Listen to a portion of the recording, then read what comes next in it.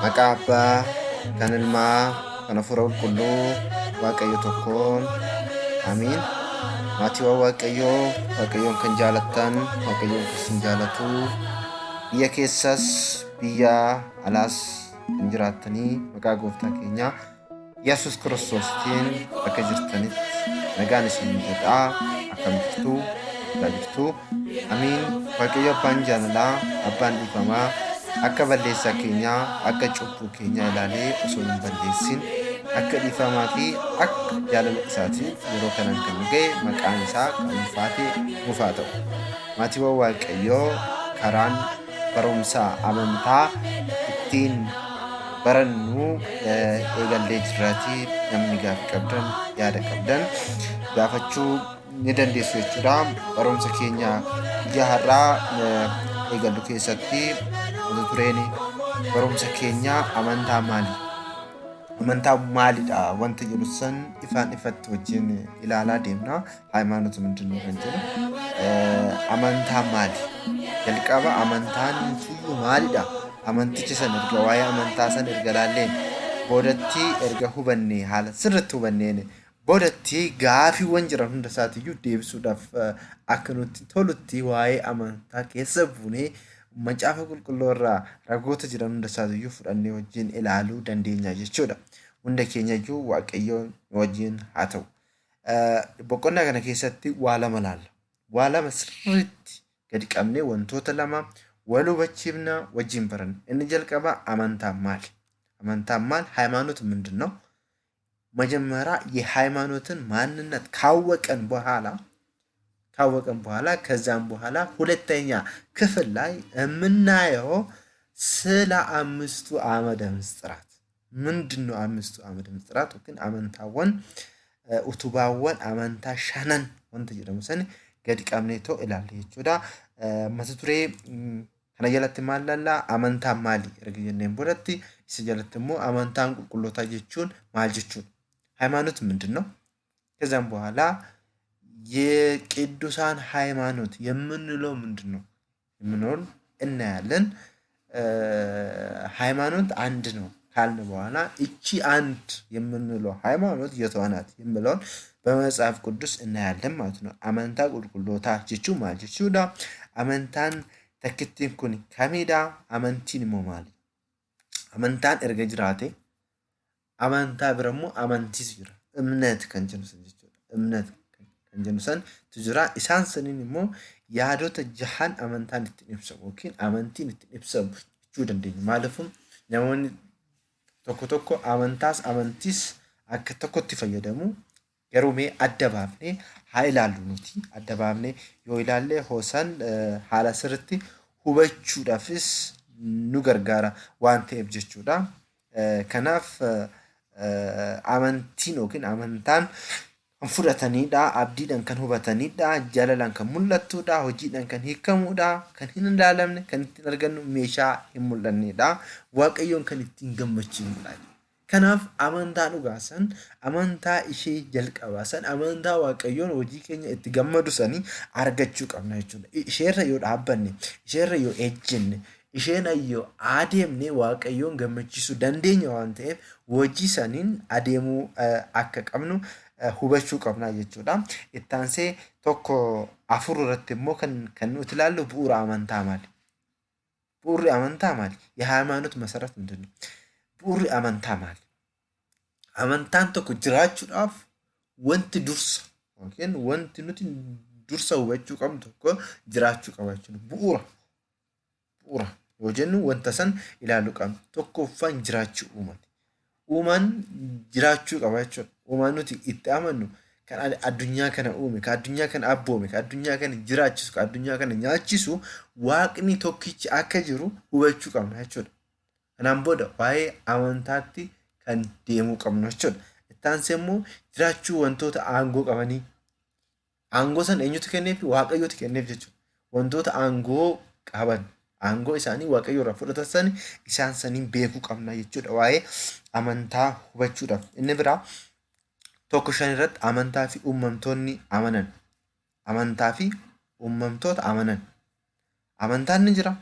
Erga amantaan jiraate immoo amananiin kan gatii ittiin argatan eenyu faadha? Namni tokko waan tokko kan amanu gatii itti argachuudhaaf waan ta'eef wantoota ilaallaa. Isaan keessaa amantoonni maal qabu? Amantoonni maal qabu? Amantaan akkamittii fi yoom eegale? Amantaan akkamittii fi yoom eegale? Namni amantaan ala jiraachuu ni danda'a? Amantaan kiristaanaa. Amantaan kiristaanaa yoom jalqabe? Eenyuun jalqabe? Akkamitti biyya keenya Itoophiyaa keessa seene? Amantaan kiristaanaa jalqabaayyuu maquma kiristaana jedhu kanaa eenyutu nu moggaase? Eenyurraa mogga'e?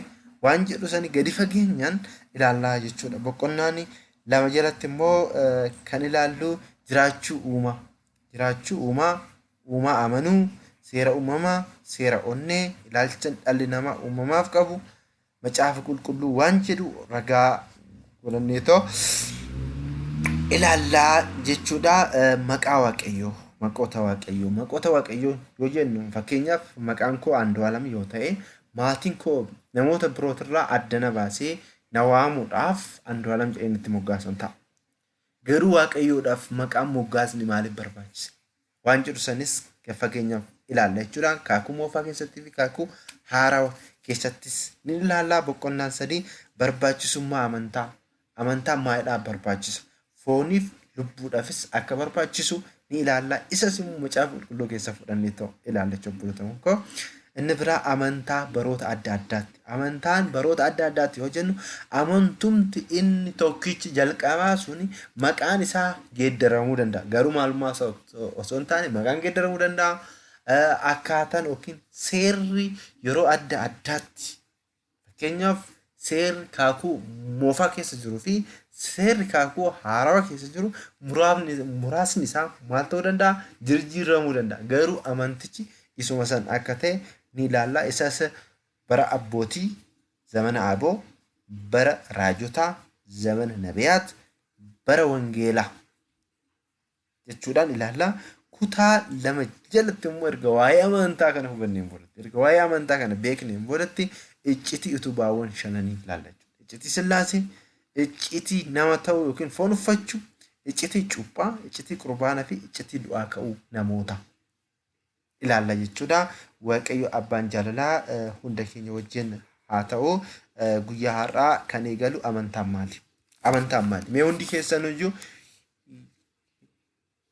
yeroo kana obsaatoo sagalee koo yookiin waaqayyoon narra bulee isinitti ibsu kana dhaggeeffadhaa hin jedha. Maaliifuu namoonni baay'een dogongora kanarraa kan ka'ee waa'ee amantaa irratti ilaalchota adda addaa wanta jiruu fi ilaalcha kana immoo nuti hambisuu qabnaa jechuudha. Amantaan maali? Amantaan waaqayyo eenyummaa isaa dhala namaaf kan ibse dhaggeeffadhaa obboleewwan koo. Amantaan waaqayyo eenyummaa isaa dhala namaaf kan ibse kan mul'atteedha. Maal jechuudha? Amantaan waaqayyo eenyummaa isaa dhala namaaf kan ibse kan mul'atteedha. Waaqayyoon eenyummaa isaa dhala namaaf kan itti ibse amantaadhaan jechuudha. Amantaan jechuudha. Amantaan yoom uumame kan jedhu mul'ata. Waaqayyoon amalummaa isaan kan hin mul'annee fi sammuun ergamoota akkasumas sammuun dhala namaa qoratee bira ga'u kan hin dandeenye, jireenyi isaa akkana jennee dubbachuu kan hin dandeenye. Waaqayyoodhaaf amalummaa waaqayyoo kan murteessuu hin dandeenye nuti jechuudha. Nuti uumamtoota murteessuu kan hin dandeenye. Ergamoonni iyyuu garuu uumamtoota waaqayyoo waan ta'aniif waaqayyoon amalummaa isaa murteessuu kan hin dandeenye waaqayyoon jechuudha. Waaqayyoon nuti amannu sun waaqayyoon yeroo fi iddoon murteessuu kan hin dandeenye bara baraan addunyaa guutee kan argamu sammuun uumamtoota yeroo fi bakkaan murtaa'aa ta'e qoratee bira ga'uu kan hin dandeenyedha. Kuni amala waaqayyooti. Namni beekumsa isaatiin qoratee bira ga'uu kan hin dandeenye inni sun waaqayyoodha. Isa san kan amannuudha nuti. Isa addunyaa kana uume, addunyaa kana jiraachisu, balleessu, nyaachisu, obaasu isa sanii jechuudha. Waaqayyoon haa ta'u garuu maali? Haa ta'u garuu waaqayyo amalummaan kan hin mul'annee fi kan hin argamne ta'us uumamtoonni isaa waa'ee isaa gonkumaa akka hin beekne hin taasifne. Haa ta'u garuu waaqayyoon amalummaan kan hin mul'anne kan hin argamne ta'us uumamtoonni isaa waa'ee isaa gonkumaa akka hin beekne hin taasifne. Akka dhiifamaa fi jaalala isaatti uumamtoonni isaa waa'ee isaa akka hubatan eenyummaa isaa karaa addaan ibseefii jira. Uumamtoota isaatiif jechuudha. Keessattuu ergamootaa fi namootaaf waaqayyoon eenyummaa isaa akka hubataniif hanga beekumsa keenyaati. Fakkeenyaaf tokko isiniif kaasuu hin danda'a. Ampuulii fudhachuu dandeessu. Ampuuliin takka kaappaasitii yookiin humna isheen baattu hamma ishee kaappaasitiin ishee murtaa'aadha. Humna isheen hamma isheen baattu ol yoo itti dhufe maal taati? Hin dhooti jechuudha. Akkasuma sammuun dhala namaatis hamma inni danda'u, hamma sammuun isaa hubachuu danda'u qofa waaqayyoon kan amalummaa isaa ibseefi jechuudha. Sanaa ol yoo ta'e dhalli namaa maraachuu danda'a jechuudha. Dhalli namaa miidhamuu danda'a jechuudha. Kanaaf waaqayyoon hanga humna keenyaatiin amalummaa isaa nuuf ibsee jechuudha. Karaan waaqayyoon akka isa beeknu taasisu kun amantaadha. Karaa waaqayyoon akka nuti isa hubannu, akka nuti isa beeknu, akka nuti inni jiraachuu isaa hubannee wajjin jiraanne immoo eebbatti argannu, soogatti argannu, jireenya bara baraa itti argannu taasise kun maalidha? Amantaadha. Hamma dhalli namaa fudhachuu danda'u eenyummaa isaa kan nuuf ibse dhugaadha. Maalidha? Dhugaadha. Kanaaf amantaan dhugaadha jenna. Amantaan dhugaadha. Waaqayyo tokko waan ta'eef, waaqayyoon meeqa? Tokko. Waaqayyoon tokko waan ta'eef amalummaa isaa illee kan hin jijjiiramne waan ta'eef amantaan yookaan waaqayyoon eenyummaa isaa kan itti ibse tokkoo fi kan hin geeddaramnedha. Kana asirratti kan hubachuu qabdan. Amalummaa waaqayyoo kan hin jijjiiramne, dhugummaa waaqayyoo kan hin jijjiiramne, waaqayyoon tokkichi sun abbaan dhugaa sun dhala namaatiif kan kennu dhugaa takkitti amantaa tokkicha isa hin geggeeddaramne sanii jechuudha. Kanaafuu jiraachuu kan qabu amantaan dhugaa meeqa qofa jecha? Tokko qofa ta'uu qaba. Amantaan dhugaa tokko qofa ta'uu qaba. Amantaan baay'een jira jechuun waaqayyo yeroo adda addaatti waan adda addaa dubbata. Amalummaan ni geeddarama jecha jedhu fida waan ta'eef kun immoo sammuun namaa dubbachuu isaati yaaduu kan hin qabnedha. Waaqayyoon amalummaan isaa kanaa miti waan ta'eef jechuudha. Waaqayyoon amalummaan isaa kan geeddaramuuti. Bara baraan kan jijjiiramuuti. Isaatu bara jijjiira malee barri isa hin jijjiiru waan ta'eef jechuudha. Kana jechuudha kan hubachuu qabnu. Amantaan waaqayyoon dhala namaatiif kennu meeqa jechuudha? Tokkodha jechuudha. Malee amantoonni baay'een ni jira jechuu hin dandeenya. Garuu maal jedhamu ree? Warroonni biyya lafaarra jiran kun maal jedhamu yoo jenne wajjin laallamoo sanfuudha. Amantaan takkittiin garuu kan hubachuu qabnu amantaa kamuu keessa jiraadhu, musliima keessa jiraadhu, pirootestaantii keessa jiraadhu, ortodoksii keessa jiraadhu, amma yeroo kanatti sagalee kana kan dhageessu hundi kee hubachuu kan qabdu amantaan tokko qofaadha. Amantaa waaqayyoon dhala namaatiif kenne tokko qofaadha. Lamas miti, sadiis miti, sanii olis miti obboleewwan. Jiraachuu yoo barbaanne uuma amannu saniif amanamaa taanee jiraachuu yoo barbaanne dhugaa fudhachuu qabna. Dhugaa sun immoo amantaadha jechuudha. Amantaan immoo akka nuti waaqayyo wajjin jiraanne mootummaa isaa dhaallu nu taasisaa jechuudha. Amalummaan waaqayyoo waan hin taaneef jechuudha. Jijjiiramuun amalummaa waaqayyooti. Kanaaf amantaan takka qofaa jenna. Kanas immoo macaafni qulqulluu maal nuun jedha waan jedhu immoo macaafa qulqulluurraa ragaa fudhanneetoo haa ilaallu. Macaafa Efesoon qulqulluun Phaawulos gara warra Efesoonitti kan barreesse boqonnaa 4:5 irratti gooftaan tokko jedha. Gooftaan tokko jechuun waaqayyoon tokko jechuudha. Gooftaan tokko yookiin waaqayyoon tokko, amantaan tokko, cuuphaan tokko nuun jedha. Hiikni wanti kun gooftaan tokko waaqayyoon tokko kan addunyaa kana uume, kan jiraachisu, kan balleessu, kan obaasu, kan nyaachisu waaqayyoon tokkodha. Waaqni 3, 4, 5 hin jiru. Kana dhalli namaa hubachuu qaba. Tokkodha waaqayyoon kan jiraatu. Tokkodha waaqayyoon kan jiru jechuudha. Inni bira amantaan tokko. Waaqayyoon tokko ta'e sun amalli isaa kan hin geeddaramne sun bara baraan kan hin jijjiiramne sun dhugaa kan ta'e amantaa dhugaa tokko dhala namaatiif kenneera jechuudha. Dhala namaatiif kenneera jechuudha. Kanaaf cuuphaanis tokko. Cuuphaa jechuun kan ilmummaa Sillaasee yookiin ilmummaa waaqayyoo ittiin argannu jechuudha. Ilmummaa waaqayyoo kan ittiin argannu. Wantoota kaawwan irraa adda bahuu keenya chaappaan kan nuuf kenname, meerooniin chaappaan dhaamee kan nuuf kenname, isin ijoollee kooti jedhee waaqayyoo ragaadhaan kan nu kenne. Kana fakkeenyaaf akka hubattaniif waan tokko isiniif haa kaasu. Namni tokko biyya tokko deemuudhaaf yookiin lammii biyya sanii jedhamuudhaaf maaltu kennamuufii qaba? Lammummaan kennamuufii qaba. Lammummaan erga kennameefiin boodatti waraqaa eenyummaa biyya sanii ganda sanii baafataa jechuudha. Waraqaa eenyummaa yoo qabaate namni kun seera qabeessaa jechuudha.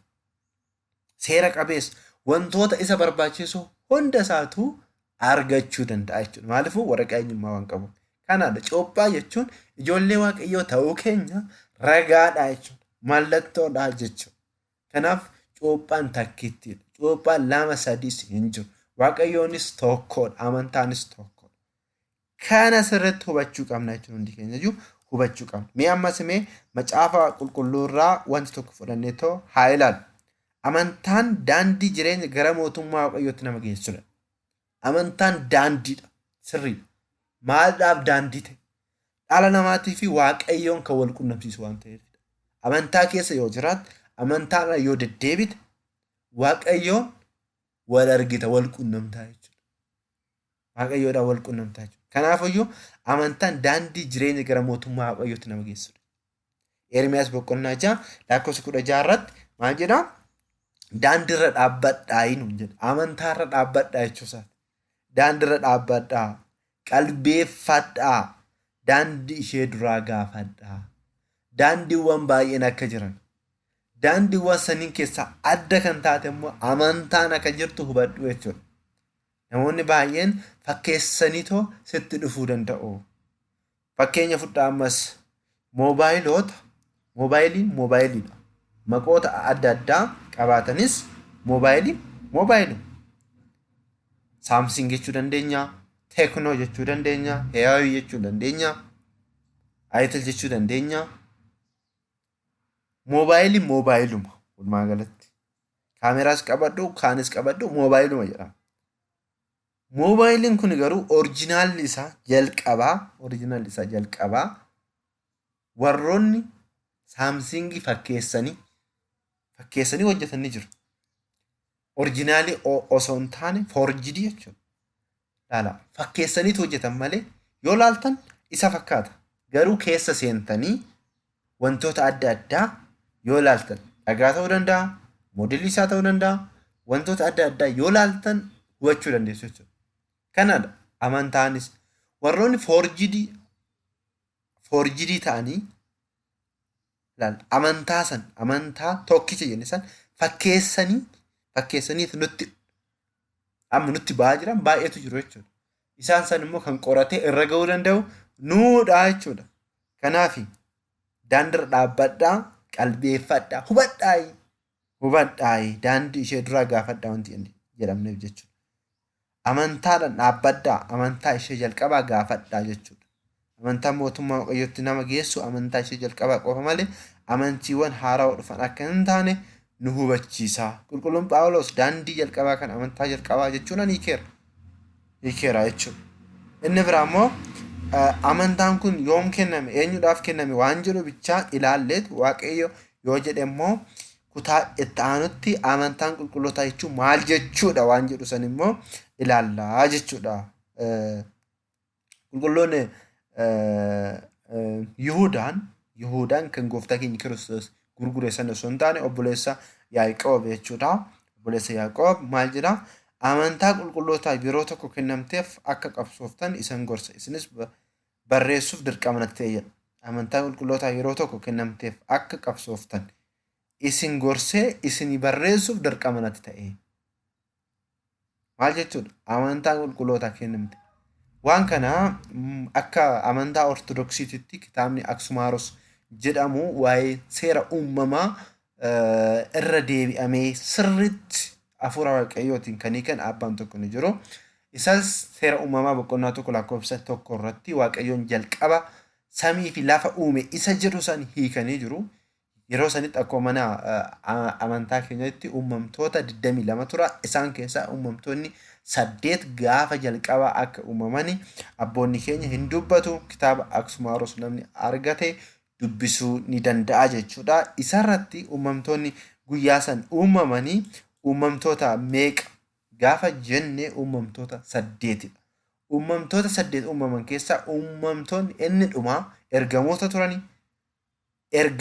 Kanaafuu akka mana amantaa keenyatti ergamoonni guyyaa sanbata guddaa gaafa jalqabaa uumamtoota yookiin uumama 8ffaa jechuudha. Kanaaf kitaaba sanarratti hiikameera. Kitaaba sanarraa hubadhaa.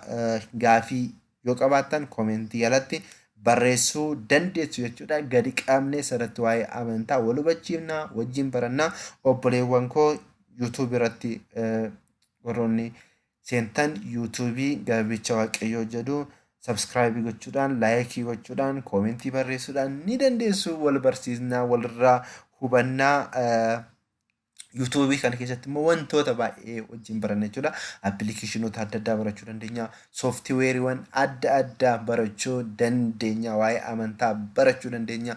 Kanaafuyyuu siyaasarraa sanyummaarraa bilisa kan ta'e waa'ee amantaatii fi wantoota dhala namaa jijjiiruu danda'an jedhan bichaa irratti wajjin itti fufna waan ta'eef waaqayyoon abbaan jaalalaa abbaan dhiifamaa hunda keenya wajjin haa ta'u. Waaqayyoon yoo jedhee kutaalee kana gara fuulduraatti sirriitti bal'ifnee wajjin adeemna waan ta'eef sabskiraayib gochuudhaan sheerii gochuudhaan laayikii gochuudhaan na qarqaaraan isiniin jedha. Maqaa waaqayyootiin abbaan jaalalaa abbaan dhiifamaa waaqayyoon akka balleessaa keenya akka cubbuu keenya ilaallee osoo nutti dheekamiin kan yeroo kanaan nu ga'e maqaan isaa kan ulfaate nuuf haa ta'u. Araarsummaan qulqullootaa haadha keenya Maariyaamii ergamoota waaqayyoo tolootaa hunda isaaniiyyuu akka waaqayyoon isaan jaalatee isaanii kennaa isaanii kennetti araarsummaan isaanii nu wajjin haa ta'u.